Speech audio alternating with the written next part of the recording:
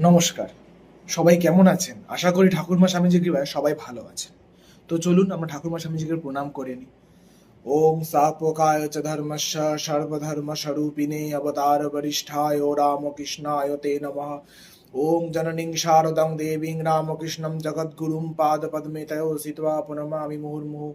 ওম নমঃ শ্রীযতিরাজায় বিবেকানন্দ সুরয়ে সচ্চিদ সুখ স্বরূপায় স্বামিনে তাপহারিণে। চলুন আজকের পাঠ শুরু করা যাক।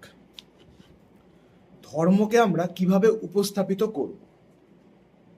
ধর্মকে এইরূপভাবে উপস্থাপিত করো, সকল জাতি তোমার অনুবর্তী হইবে। অশোকের ধর্মসভা কেবল বৌদ্ধ ধর্মের জন্য হইয়াছিল।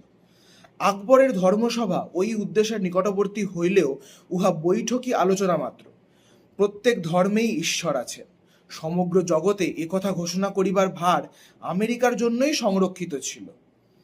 যিনি হিন্দুর ব্রহ্ম, পার্শিকদের অহুর মজদা, বৌদ্ধদের বুদ্ধ, ইহুদিদের জিহোবা, খ্রিস্টানদের স্বর্গস্থ পিতা, তিনি তোমাদের এই মহৎ ভাব কার্যে পরিণত করিবার শক্তি প্রদান করুন।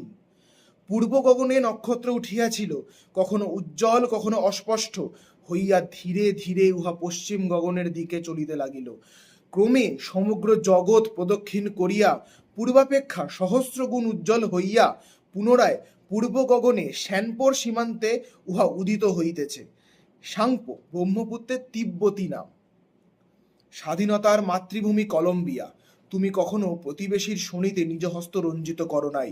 প্রতিবেশীর সর্বস্ব অপহরণ স্বরূপ ধনশালী হইবার সহজ পন্থা আবিষ্কার করো নাই।